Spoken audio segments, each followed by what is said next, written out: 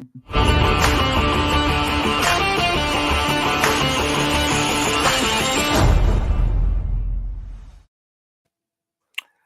and welcome to Rockies Recap.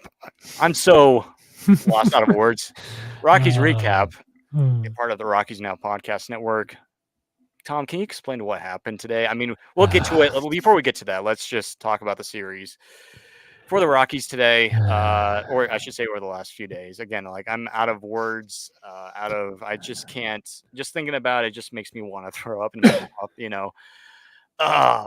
So Rockies, they lose the series to the Oakland A's, and it's the last time, like we mentioned in this last recap, it will be the last time that the Colorado Rockies will be playing in the Coliseum. And really, for me, I wanted the Rockies to kind of end there on a good note in Oakland and say, hey, maybe sweep them or whatever. But I kind of knew that the A's would be they would be in there for sure because I mean feel like they have a bunch of better players that are actually performing well this year. They're actually I think underrated. They have a lot of good players that are coming up and showing out. And Mason Miller, who we talked about, and we'll probably talk about tonight later on. But it just game one, off to a great start. Tovar hits 2 home runs in the game. McMahon, he got a first inning home run. And overall, the game was looking like, hey, it was going to be a nice walk in the park. Cal Quantrill was dealing like he's been over the last few weeks. And then we go to I don't think it was the 9th inning. I think it was like in the 7th or 8th inning. And seventh inning. And all of a sudden, the Rockies bullpen started crumbling a little bit. But there was still hope. Hey, maybe we can still hang on here. But then they tied it up with a home run. And then we go to the 9th, and then of course, the Athletics won the game on a walk off there, and wasn't it in extra innings? Game one, no, it was not an extra innings. Okay, it was in the 9th inning. Yeah, that's right. Yeah, it was bottom of the 9th. Yep. Yeah, I was kind of confused with today because it felt like we had multiple. Oh no, I'm sorry. No, I know the stench of today's game is still, but no, the winning run was scored in the bottom of the 8th in game one. Yeah. So, but yeah, it was game one was again like it was one of those games just like you just want to be like, oh, like the Rockies should have won that game clearly, no question about it. Jalen Beeks, he's been super cold. Really been struggling for Colorado. And then yesterday was a much better game, but still, like Austin Gomber, 8 innings. He's been fantastic. It's been really nice to see, and he's been arguably probably the best Rocky starting pitcher. And his again, we'll mention this because I know some other Rockies outlets have mentioned that Gomber has a higher WAR this year than Nolan Arenado, who the Rockies traded for. So that's kind of cool, a little fact there. But the Rockies squandered that again last night. They blew the game, and it was just like are you kidding me? It was just like that's how it felt. It's just like because game one, the Rockies should have won that one. Last night, the Rockies should have won that game. Then it goes to again, I think it went to extras. Ryan McMahon, he got the big 2-run home run, and that was huge. The Rockies needed that, and of course we won, but it went to like 12 innings. And again, like last night, I felt good, but still, it had that nasty taste in your mouth of like it felt like I want to say the Rays opening day game at Coors Field. But yeah, here in our notes, I need to mention this. But game one, the Rockies were 0 for 3 with runners in scoring position, 7 runners left on base. But yeah, game two just felt like game one at Coors Field all over again against the Rays. It was just like. And here Mac has been the guy that's been basically the savior of this Rockies team. And then today, Ryan Feltner was looking pretty solid. The Rockies get off to an early 2-0 lead. And that's the thing, too. The Rockies, they have struggled this year up to this point of scoring runs. Up until recently, they've been scoring runs in the first. The Rockies really struggled doing that. They were one of the worst teams, if not the worst team, in terms of getting on base, scoring runs. And not to mention, there was I forget the streak. It was like in the 30s, but the Rockies trailed in every single game. And up until recently, they've been doing well offensively, getting on the board early. And that's what the Rockies have been doing in the series. And then you go later in the game and you're like, okay, we're up, 4-1, 4-2. Hey, there's always that possibility. But hey, we need that insurance run. We need that extra run there. Jalen Beeks comes in again, and they tie the game, and we go to extras. And it's just like you like it makes you want to throw something, throw your phone or something. It was just that bad. And I turned off the game. I'm like, I can't watch this. And the game is probably going to end.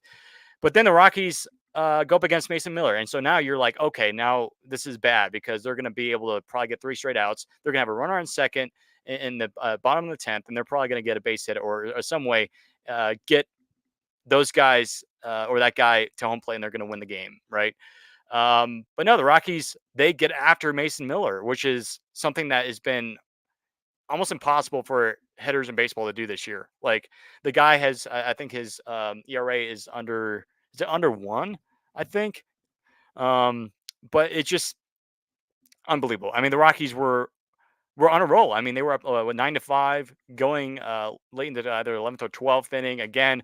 And it's just like, okay, now we can, we can actually, we have, we at least we can do this because I feel like the Rockies had given up so many runs and so many blows. That's like, hey, now we can actually close this game out.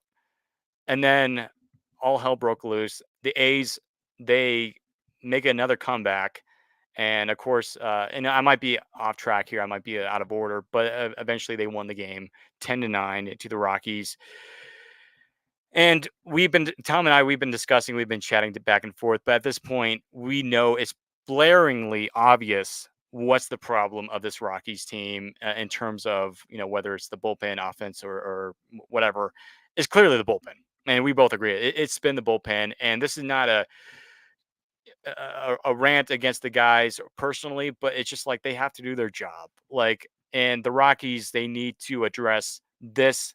This has to be the number one thing I think in the offseason. They have to find a formidable closer, which I feel like the Rockies don't even have. The last one I feel like we had was in Daniel Bard a couple years ago in 2022. When he was at an all-star level, he was one of the best closers in baseball. The Rockies, they need a guy like that, and they don't. Daniel Bard is out for the year, so and most likely he's probably going to be done with his career, which is unfortunate. But Jalen Beeks has not been good at all in the closer's position. Justin Lawrence has not performed the way that we wanted to, and I think he's going to turn it around. I know that, but right now it's just like he can't escape. He like the walks have been incredibly bad. And I'll say this too because I was before we got on here, I was watching Blake Street Banner. They were on there doing their show, and I think Noah mentioned that the Rockies, at least in the series or either this season, they're averaging one walk an inning, and that's a big no, like huge no, and it's just like that happen. No, it's hard to get a stench off of today's loss off today. And yeah, like I said to you earlier when we were texting back and forth, the needs on this team are just very, very apparent. They become more straight to the surface. At this point, because we talked about this again, the bullpen or relief pitchers is a very volatile position. There's a high turnover rate year after year. The bullpens of any team year to year barely stays the same because it's tough to be a relief pitcher. I'm not saying other positions compared to it are easy. It's just when you come in, whether it's bases empty, start an inning, during an inning, runners on, runners in scoring position, bases loaded, you have to be on right away. And not everybody's built for that. Or to be a closer, you have to have kind of that really kind of messed up mindset. Liam Hendricks, former White Sox, current Red Sox, former White Sox, and actually Oakland A's closer, said you, in a sense, you kind of got to be, little, as he said, effed up. Yeah, I'm using his words. I'll stop the cursing. But he said you got to be kind of effed up a little bit in your head. At this point, the only guys who I think have a good chance of making this bullpen next year are Beeks and Vodnik. The rest, I'm not saying are disposable, but probably either will get moved around, dealt, non-tendered, whatever. And maybe on this next episode, if we have it as a topic, I'll look up some of the free agent relievers for this offseason. I could tell you 2 that are going to be too old that I don't want: Kenley Jansen and Craig Kimbrell. Again, too old. They had good stuff in their best days, but their best days are behind them. It's just really, really sucks. And as I comment, and just also, I don't think you mentioned this, but game 2, Rockies are 2 for 17 runners in scoring position. They have 14 runners on base. And then today, let me go for today. They were 7 for 15 with runners in scoring position. They left 4 guys on base. I remember there was a pan over to the dugout of Mason Miller after he came out. He had a dejected look on his face. Yeah. And when you get to the other team's best, arguably their best pitcher, because I'll call him the best pitcher overall, starters and relievers, you gotta just finish the job. Hmm. Just come. I'm not saying I'm trying to say I do a better sound like I do a better job, but it's just Yeah. like, and again, we had 3 wonderful starts. Gomber, Quantrill, felt they do what a starter does. You give your team a chance to win. They did exactly Yeah. that, and we only got 1 win out of it. It's an embarrassing way to. Again, I'm not trying to be mean. Oakland A's fans, please don't come at me over this. You guys are doing good this year, better than Mhm. people expected, I would say. So hats off to you guys to your team, not to John Fisher. No, no, no. So Mark Kotze and his staff, good job on keeping this team afloat. But it's an ugly way to leave an ugly stadium for the last time. Yeah, and I'm looking on Instagram at a lot of the comments, and thank you guys for commenting. Sorry if we can't get to all of them, but Matt in the comments and some other people are saying a lot of winnable games this year that we haven't been able to finish, and a lot of it is because of the bullpen. And it's just like that's the frustrating because I feel like last year, like, and again, I think Lux. I'm not sure if Lux is in here tonight. If Lux, hey, if you're in here, just say hi. If you're on YouTube, I'm not sure if you're in there, and he might be in depresso mode like we are. So I don't know. But like like he mentioned, I think heading into the season, the Rockies last year had what was it, over 30 blown saves from inning 7 through 9 last year. If you eliminate that, the Rockies are close to a 90 win team. 90 win team. And so it's just like a lot of it has to come down to the bullpen. And like last year, like we were talking before we went live, like last year, we had, I thought, one of the best bullpens, at least for a small portion of the season in baseball, because, and that's why we got rid of Pierce Johnson, who, he was not the best, but he was fine occasionally. And then, of course, we got rid of Brad Hand. And we were able to get pretty decent prospects. I mean, we got, some of the top prospects in the Braves and Angels organizations. Well, I should say the Braves organization, because we traded Crone and Grichuk to the Angels, and we got some of their top pitching prospects over there. But I don't know, man. Like what can I say? I mean, again, it was so incredibly frustrating. I know a lot of people who are watching on YouTube, Instagram, Twitter can agree with me. It's just like this bullpen has zero confidence. Like right now, zero confidence, and it's a pain to watch. And because I love the Rockies, we all love the Rockies. I think every single one of us can agree with that. That we all love the Rockies, but it pains us to see games like this when your starting rotation pitches their butt off on the mound, and they throw 6, 7, 8 shutout innings, and your team loses by your bullpen gives up 10 runs, and it's just like, again, you don't want to be sending anything personal to the bullpen, obviously, because they're human like us. But at the same time, though, they're paid to do a job, and they haven't done their job well. And so now the Rockies have to figure out, okay, what we're going to do. Well, of course, not looking at the bullpen, they're going to, of course, given their record, they're going to trade at the deadline, and they're going to acquire more pitching. Whether it's going to be prospects, they could actually somehow get a reliever and then keep that reliever for, I mean, look at what they did with Corey Dickerson back in 2016, I believe. They traded him 2015, I think it was 2015 or 2016. They traded Corey Dickerson for Herman Marquez. And, Marquez was a pitching prospect at that time. And I don't think he had yet pitched in the major leagues for Tampa yet. And look what happened. He's become one of the best Rockies starting pitchers in Rockies history. So the Rockies, I think they should definitely look into doing something like that. And I think Belichick has done a pretty good job in making some trades over the last couple of years.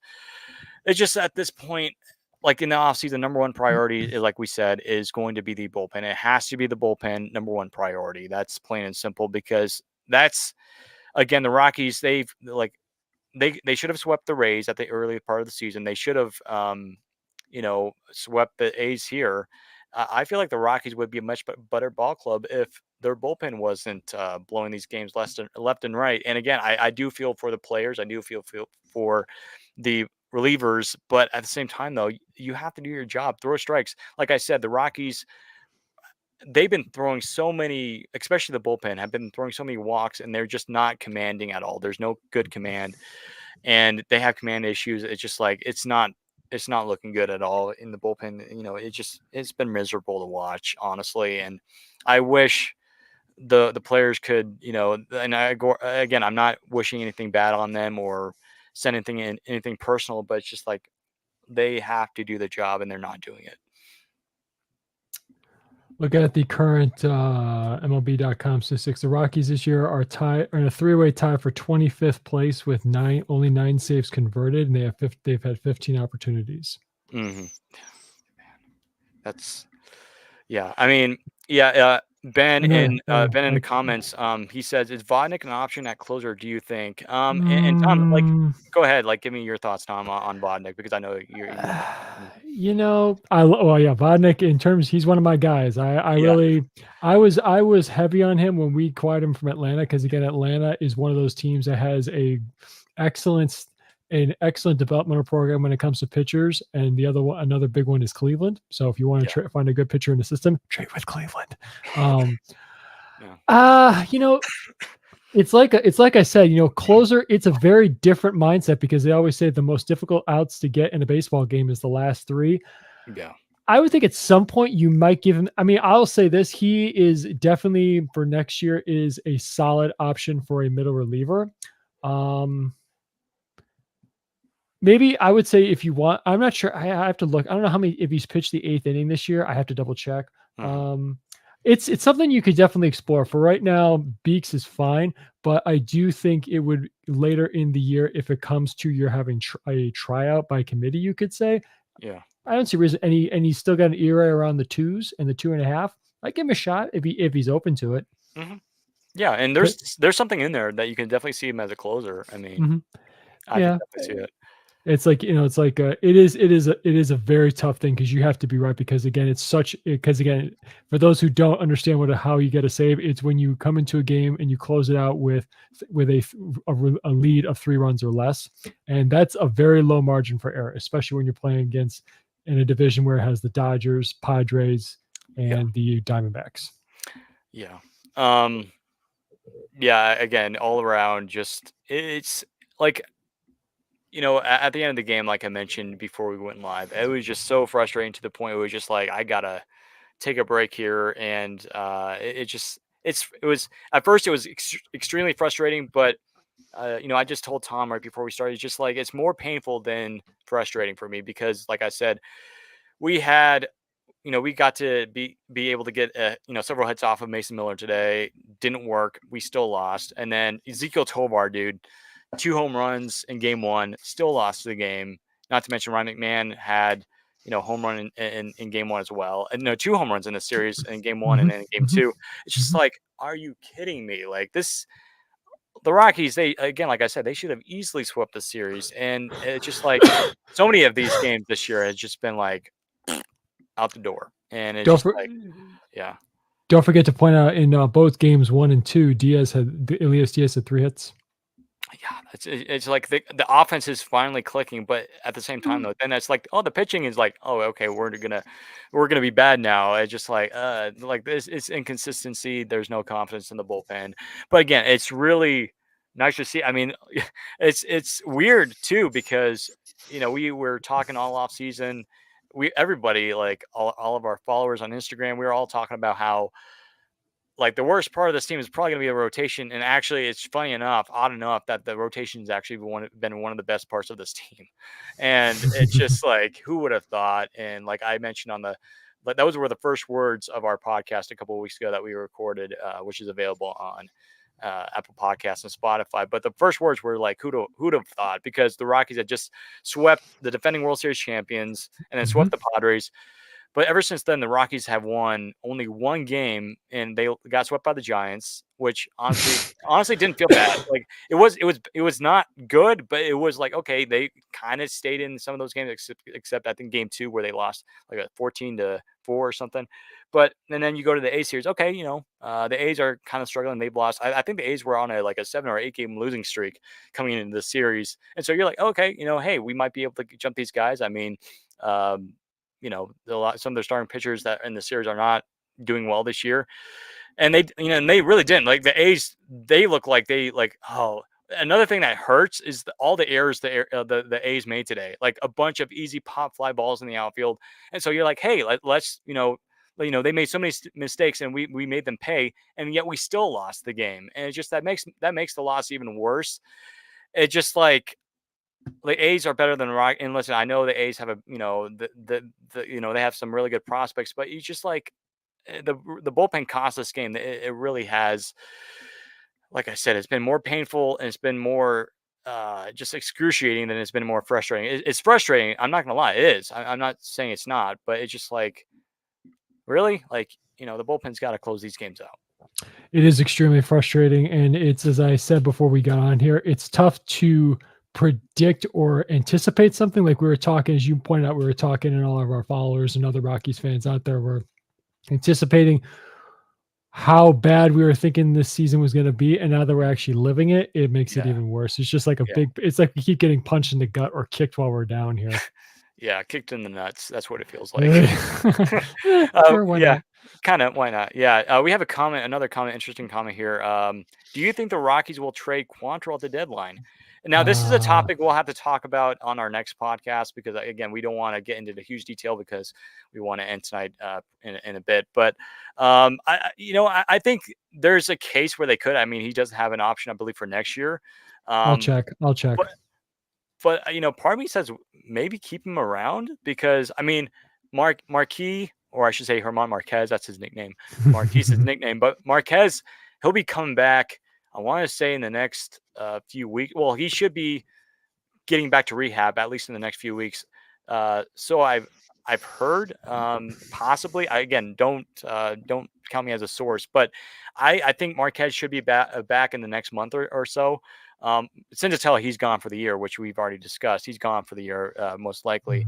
Mhm, mhm. But why not keep Quantrill as potentially a sixth starter or bump somebody down to like sixth, like either Noah Davis, which he hasn't really panned out very well. Peter Lambert, he's not going to be starting any games anytime soon. The Rockies really prefer him in the bullpen. I think that's where he does best. And actually, Lambert has actually been okay in the bullpen, but again, he kind of struggled in this series against the A's. But yeah, Well, I mean, it is possible. here's his status. He has 1 more year left until he's a free agent. So he's a free agent in 2026. So I think he'll be in the they'll tender him this offseason. He'll be in the Yeah, rotation next year, yeah, especially given how he's pitched this year. I mean, come on, the guy's been one of the bright spots of this team. Um, yeah. Now, in terms of answer to kind of brief about trading, I wouldn't be surprised if somebody called and asked, Yeah. but to my personal opinion, he'll be on the rotation next year.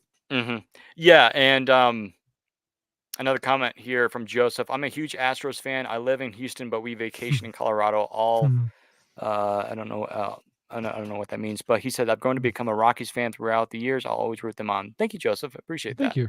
Thank you. Um, Mhm. but it's just like yeah, there's really nothing more you can say. But Yeah. yeah, it's an interesting thing, like Quantrill potentially. And here's the thing too, I Mhm. was just looking last night at our because we had our followers on Instagram submit their both takes back in I think Mhm. January or February. There was Mhm. somebody that made a pretty good pick about Quantrill having one of the best comebacks in the National League, and actually I think they said finished top 5 in National League Comeback Player of the Year.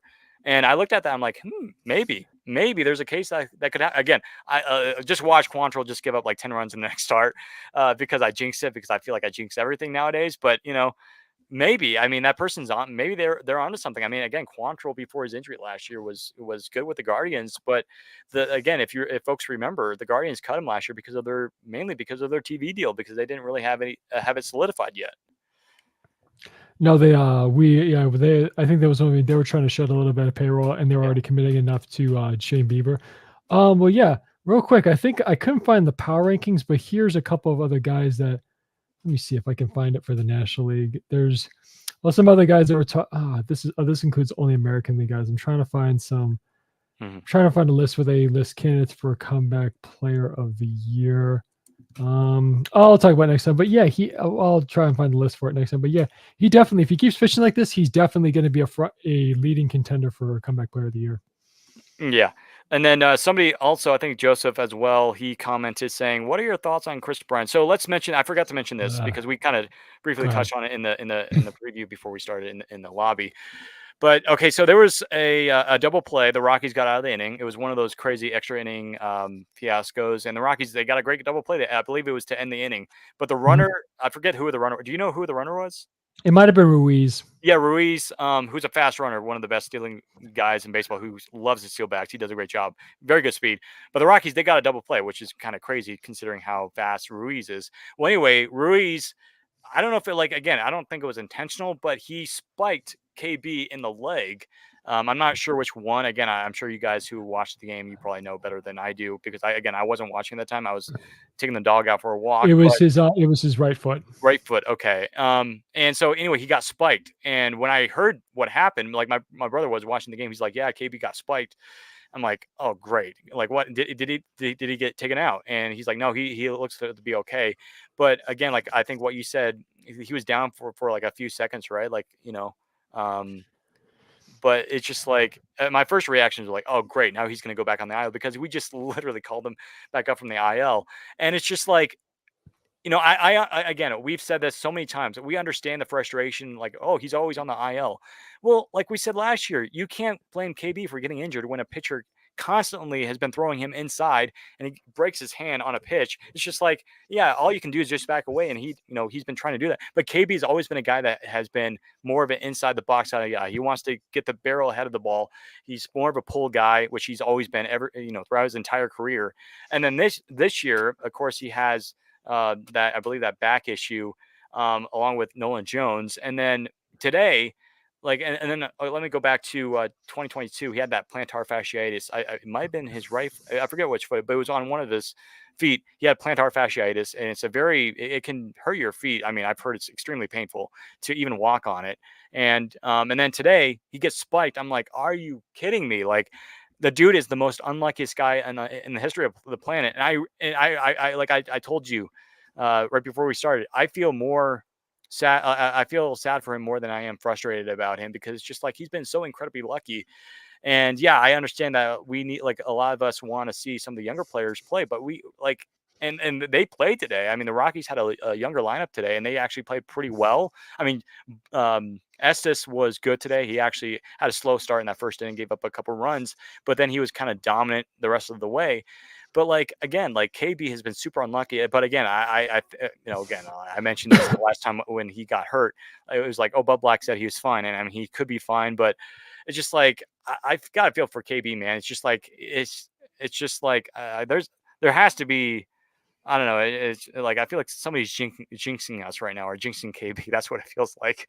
It's just like the dude is so unlucky, and I got to feel bad for the guy. It's just like it really has to be KB, and not only that, but the Rockies took out Montero, and I think it was a good idea because if they would have kept Montero in, you don't know if he's because Chris Bryant actually got a hit against Mason Miller, which was huge to kind of get them that lead. So I don't know. It's just one of those crazy days. So, but in regards to Chris Bryant, I think it's just fingers crossed that he stays healthy the rest of the year. But it just hasn't happened yet. You know.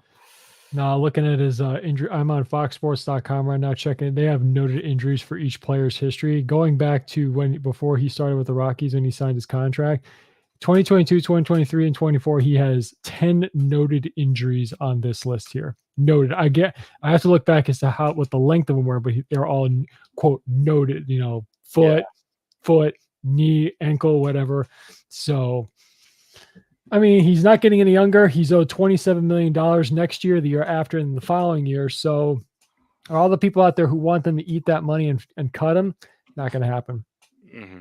Well, same thing with Rymac because you can't trade it. Rymac. I mean, It's you your best. could. I mean, I'm sure the teams are going to call him. I think teams over the last couple of years, I've heard, according to Thomas Harding in his articles, he's talked about how a lot of teams have shopped. Like I think even was it the Yankees or the Brewers? I forget which team it was a couple of years ago, but they were shopping Brendan Rodgers, Ryan McMahon, and Bill Schmidt was like, no, we want to keep guys like Marquez and Mac on long term deals. Rodgers though, I feel like Rodgers is going to get either traded or cut because this is his final year of his contract. He hasn't been like playing super well. I mean, he's not doing horribly. I think he's hitting around 250, 260 in that range. And so Rogers could be heading his way out, and then of course Diaz. I think Diaz is for sure out the door.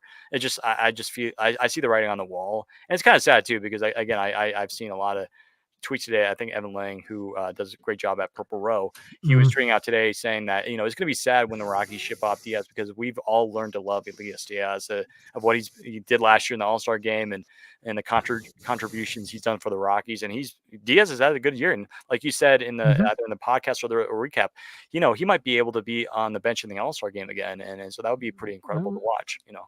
I have to check the rankings again, but I Yeah. wouldn't imagine, based looking at his slash line, I can't imagine he's not ranked toward the top of catchers in the National League. Yeah, with Rymack, he's not going anywhere. He's your best hitter. And just because you're in a tanking or rebuilding situation, you don't trade all your good players. He's under contract in 2027. He's not going anywhere. Mhm. Yeah. I mean, anybody who's sucking, sure, you can get a monstrative value for him, but then what do you have? You have nothing to build Yeah. around. You have nothing to Exactly. build around. I mean, Yeah. come on. What are we Yeah. doing here? And Yeah. plus, also, this is a guy who's leading the charge to be your leading contender as a position player for the Yeah. All-Star game. If not, though, I still think Yeah. Gomber and Quantrill have a solid chance, but Yeah. he's the leading contender. Yeah, we have Sherry in the comments on Instagram, and she doesn't like us talking about trading Rymac, and I Mm, listen. I don't think I don't think it's going to happen. not And even, no, here's not. why. I think, and somebody made a good comparison to Ryan McMahon. I think back in spring training or during the offseason, somebody said that Ryan McMahon kind of reminded them of Christian Walker with Arizona Diamondbacks because Christian Walker in his early to mid years of his 20s or late 20s, he wasn't performing well, and actually I believe he got traded to Arizona, and for a while he was like, he's decent first baseman. Then all of a sudden over the last couple of years, his power has just gone way up. Especially last year and the last couple of years, and the power is showing up, and he's starting to strike out a little bit less. I mean, the strikeouts are obviously going to still be there. A lot of these power guys, they're still going to strike out, but Mhm. Mac has been different this year, and obviously we all love it. And right now, I think he's definitely the number one guy that's going to go to the All Star game in Texas come July, and I'm excited for Mac. I mean, again, it's Mhm. not set in stone, but I mean, next to Alec Boehm, somebody put out a baseball reference, or it was either Baseball Savant or Baseball Reference, um, comparison between Alec Boehm and McMahon. And obviously, McMahon is a little bit under Boehm in terms of some categories, except like home runs, and there's a couple other categories. But I think there's definitely a case that Mac will be, at least potentially, if he keeps the way keeps this going, he's going to be a bench player on the All Star team, and it would be a kind of cool to see Gomber, Diaz, and McMahon, three guys on a Rockies All Star team come July. But especially with this team, because you usually never see like three guys that are a 100 loss team at the All Star game. That never really happens. But the Rockies, they have some All Stars on this team. It's just that there are areas in the ball club that needs to improve, and we've already talked about that with the bullpen tonight. But it's just, but yeah, I'm rooting for Ryan Mack, and I know Sherry Mhm. is as well. But Well, yeah, I don't think he's not going to get traded. I think maybe a couple years ago before they signed him to that contract, they were mhm. considering it, but now it's he's still, I think he's still in the middle of his contract. I mean, the Rockies are not going to get rid of KB or Mack and eat up all that money, and because again, like when the Rockies have all these prospects come up, what if they want to spend a little bit in free agency? Well, you can't do that because you're eating all this money, this dead money that you paid Chris Bryant and Ryan McMahon, so you can't really do that. He's under a huge costly team friendly deal in terms of salary. He's under contract for 3 more years. After this year, he's going nowhere.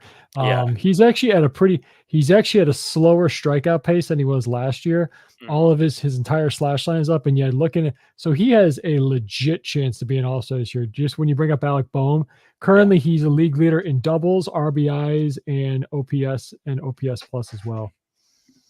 He has Yeah. an He's OP having he a has really solid season. he has an OPS of 916 and an OPS plus of 161. 100 is league average. Yeah. So He, so he's he'll he's going to be the starting third baseman in my mind. No that whole question. that whole infield could be in the All-Star game. Yeah. Yeah, and I think you Just mentioned it in the last recap, but yeah, it's just it's so good. that's a But yeah, great like I that mean, that yeah, yeah, that Phillies team is gonna be making a charge this year. yeah, They are hungry to get back to the World Series. yeah. I mean, Phillies And versus Rangers, maybe I don't know. Well, maybe we The Rangers have been surprisingly not so good this year. Like They Mm, just went under 500 for the first time in the Bruce Bochy era. Um, that's going to be the Rangers are going to be a team to watch. But I think Max Scherzer is going to be coming back soon. Same thing with mm. Jacob DeGrom. Of course, they're recovering from their injuries and their I think Tommy John. I think. Well, I know Scherzer, Big Max had a herniated disc, I think, injury, and Yeah, then it's Degrom Ma with Tommy John. Yeah, and it's Mad Max. yeah, Mad Max, not Big It's Max. it's I'm thinking McDonald's. I mean, hey, by the way, I should go to McDonald's. Why not? No, but no, I'm not sure. I haven't even seen much of an update on Yeah, DeGrom. That's a yeah, shame. That really yeah, is. yeah, But yeah, looking at that division is very much in flux because the Astros are starting to catch fire too. yeah, Just yeah. just a bit, just a bit. Just a little bit. Yeah, I'm not sold on them just yet. yeah. And actually, Joseph, he says my Astros are sucking too, but we're starting to do a little bit better. Yeah, Just a little bit, yeah. just a little Oh, bit. I just remembered, yeah, Ryan Presley's a free agent after this year too. Hey, that's a name that the Rockies should look up into getting because I mean he's been solid basically for his entire career. I mean, why not go get him in the offseason, be your closer for the Rockies in 2025? It's I was confused by the hater signing because you already got Yeah, arguably one of the best closers and you're yeah, throwing another closer in there who's paid more money. yeah, I just there's a reason why Craig Counsell told Jed yeah, Hoyer not to sign him. yeah. Because Well, everybody in Chicago is saying, "Bring Josh Hader, bring Josh." All the Cub fans in Northside say, "Well, clearly Craig Counsell, his former manager, didn't want him." So, mhm. One guy I do want to talk about. I mean, since we this is basically off the hot press, Xander Bogarts. Like that contract is sourly bad. Like 11 years.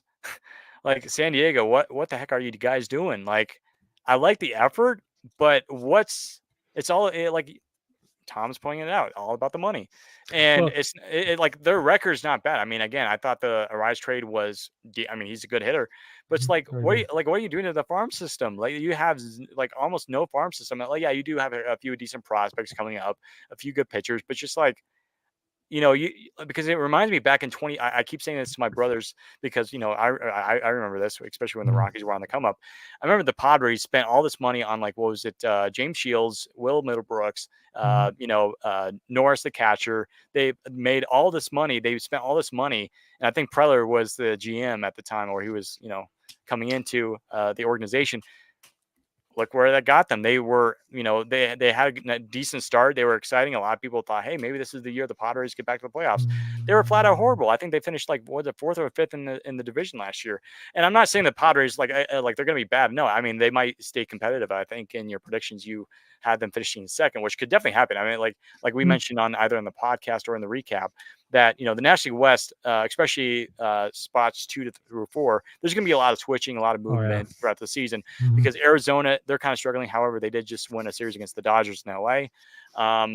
So it's going to be a quite interesting story to watch um, in the division this year. But I just don't get what the Padres are going after. Like I know that it's like they're trying to buy a championship, but it's just like or at least a berth to the World Series. But it's just like it's like again, money doesn't mean a championship.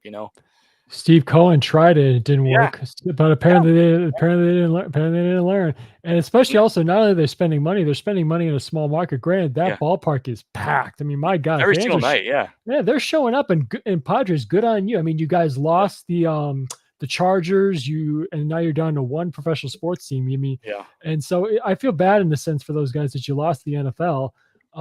But and when I was doing this, I'm thinking AJ Preller's definitely just not just making it rain. He's somebody apparently again, not Peter Seiler, but the new ownership group who's in charge with Peter Seiler's passing, rest in peace. yeah, Somebody's clearly just letting him write blank checks. So, yeah, but in I don't.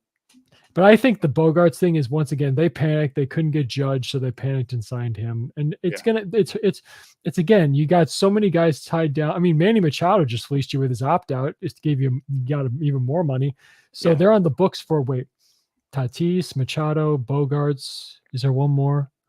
Um, do they have Uh, another long term oh deal? yeah, Cronenworth. Cronenworth is on No, a no, I think deal he's only a 5. I think he was only a 5 5 year. years. I'm talking anybody around 10 years. Okay, Bogarts. I think that's it. Oh, that was I was thinking Soto, but he's now in the Yankees. Yeah, Forgot. he's But you got three guys who have over 10-year deals right now. You're going to be stuck with those, and when they get to the latter years of those deals, and they're not as productive as they are now, you're going to be yeah, stuck with that. Nobody's going to want to take that money. yeah. And I so it's just mean, like we're gonna be stuck with, like you said, stuck with those guys. and now some teams are starting to get smarter because again, with Bogarts, Boris fleeced them, and because he's a Boris client. Um, but it's just the Padres once again, Preller, you got Borast. Yeah, But it's just again we'll see what Mike Schultz does. I'm not too much confident in him as a manager, but that's just my own personal opinion I don't like him. in terms of I don't like the Padres, but like and it's not just me being like, oh, I don't like the Padres, therefore I don't like Mike Shield. Like he was not even the greatest manager in San Diego, no, St. Louis. Even though they no. went to the wild card, he never managed well. Same thing with Avi Marmol, one of the worst managers in baseball. I Like, prefer I would prefer Oliver Marmol though. yeah, If you're giving me the choice, but I yeah, just don't know that Padres situation. That's a tough thing to climb out of. I think Preller's got kind of a bit of the kind of he's power. What do you call it? Um, he's basically got his hand on the power switch at this point, mm, and he's driving the ship. And Schilt, if he feels like being micromanaged by him, fine on you, man. yeah, yeah. And I think Shield was the third base coach last year for San Diego, so they just hired Maybe. internally. Yeah, I think he was a third base coach. Again, if Oh, somebody's in the comments knows, let me know. I oh, think he was either first base or third base coach. I know he was a oh, and coach. to answer your question about when Preller came on board, he became the general manager in 2014. Yeah, so right around the time when they made Yeah. that big splash in the offseason, James Shields, all those guys, and it didn't work out. Mhm. And then guess what? They traded James Shields to the White Sox, in which they got Tatis. And Mm. James Shields, sorry, Yeah, to the White no, Sox. it's like well at the time, Tatis was a 17-year-old lottery ticket. Yeah, Nobody knew. Nobody knew. no, no, I like remember. it's just like I okay, remember. I remember when I saw the trade. It was for Eric Johnson, who was a 4A pitcher, and I remember looking at it, Fernando Tatis. Okay, yeah, and lo and behold, again, nobody knew who he was at that point. He was a recent international signee, and he was a lottery mm, ticket that they cashed in. yeah, and that happens. It happens. Oh no, every team makes good and bad trades. I still don't think, real Yeah, quick side comment, in terms of Rick Hahn as his tenure in general manager, I still don't think that's the worst trade he ever made. no, by far, like definitely not. Yeah, so let's bring here. So yeah, next series against the Philadelphia Phillies. That's going to be an interesting one to watch. I mean, the Rockies, they started playing well. I mean, they won 3 straight against the defending World Series champions. The Phillies, obviously one of the hottest, if not the hottest team in baseball at this point. That team is so darn good, as we've been talking about all season long. And of course, Alec Bohm, Bryce Harper. And that's the thing, too. Like the last time the Phillies came to town, we had ourselves a brawl. And I wish I had the clip of Jake Bird, you know, doing that to Bryce Harper, and then he was like, I don't have the clip unfortunately, but you can, I mean, but folks, like, I'm sorry, but eventually we're gonna get clips on here, like because Tom and I we were talking about right before we started, we want to have like memes or funny clips if there's like if it's appropriate because we don't want to just like do stuff randomly, but if we find it appropriate, we'll do that, or if we want to share a good laugh, we'll do that. But it's just like it's gonna be interesting to see what happens because the last time Bryce Harper came here, he yelled at a bunch of Rockies fans saying you're loser. Well, he said, y'all are losers. And then the next day goes out and says to the Rockies players and to the organization, you're a blank losing organization. And yeah, I mean, I think Bird took that to heart, and I think the Rockies did too. And I think they started playing actually a little bit better after that happened, if I'm not mistaken. But it's going to be definitely something to watch. That's for sure. And my TV will be on at least to see if the Rockies are staying competitive. But I'm also curious to see what happens when Bryce Harper comes up to the plate, because I'm curious to see if the Rockies do something there. I mean, the Rockies, they didn't do anything to him in Philadelphia, so I mean, they probably won't think of anything, but it's just something to watch. The Um, big pitching matchup in Sunday's game: Ranger Suarez versus Cal Quantrill. yeah. So, that's going to be good. However, I am a little bit worried. Suarez completely owned us in Philadelphia. He pitched a complete game. I think was shutout. It was 5-0 score Mm. last month. So a little worried about that. Do you know He's who's pitching not. on He's not. Monday? He's 9-0 with a 1.36 ERA. Yeah, he's an all-star. Oh, he might be starting the game. Yeah, yeah, in Texas. I mean, I was just saying it like a minute ago, and I think it kind of got out of my brain back. Rangers Phillies World Series, but That'd be a good one. I definitely watch that one. And if that does happen, I'm rooting for the Phillies to win that one. Yeah, I don't know. I like kind of like the Rangers. I'm a Rangers guy. I mean, I like John Gray. I Mhm. root for him, and so I Oh don't know. yeah. I would be going toward the Rangers. It would be kind of fun to see a team win back to back. Of course, I don't want a situation like in the NFL when the Chiefs win like 5 straight Super Bowls. What's been it's because as a Broncos fan, it feels like that. The Chiefs have won too many Super Bowls, um, but yeah. So tomorrow, again, it feels weird because I feel like we've had a lot of days off, so I'm kind of used to a day off tomorrow. But the Rockies, they will be playing tomorrow. Christopher Sanchez against Ty Block. It's going to be somewhat of a bullpen game tomorrow for the Rockies. Ty Block is more of a bullpen guy, so Sanchez has actually been pretty decent, pretty good this year. 2-3 Mhm. with a 3.31 ERA. And then let me see if I got game two here. It's Nola versus Hudson. Okay, Noah versus Hudson. Nola, the Rockies, they've had his number in the past, especially Ryan McMahon. I feel like he's gotten a number of home runs off of him. So yeah, again, like the odds are not great toward the Rockies' favor in the series by any means. I mean, same thing was in the Rangers series. You had John Gray and then Andrew Heaney, and then of course Jose Urena. However, it was more toward the back end of the rotation, and the Rangers are suffering with a lot of injuries right now as well, especially in their rotation because I've heard that they're pretty injury prone right now. A lot of guys are on the IL, but at this point, like you're just hoping that the offense can get to the Phillies. I mean, they're heading to Coors Field. The Phillies, I think, had a series with was it the Orioles? I forget. I was watching the Phillies game the other day, but I forget which team they were playing. But anyways, Mm. um, yeah, just stay tuned on Rockies Now on our social media channels and everything. Just again, make sure you follow. If you haven't followed already, make sure to do that on Instagram, do that on Twitter as well. By the way, just want to say thank you guys for helping us hit 4,000 followers. That's something that we've been looking forward all season long, and we actually thought that we were going to hit it like sometime around the All-Star break or after.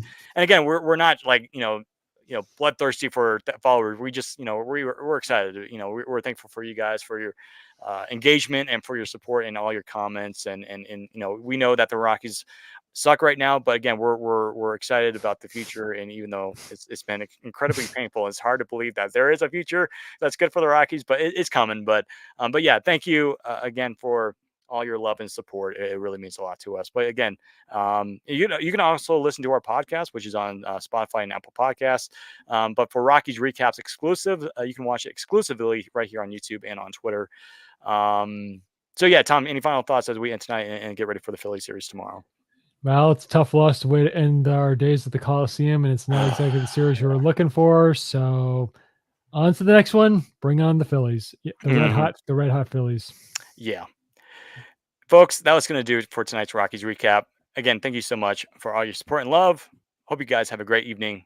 Talk to you on Sunday after the series, and as always, go Rockies.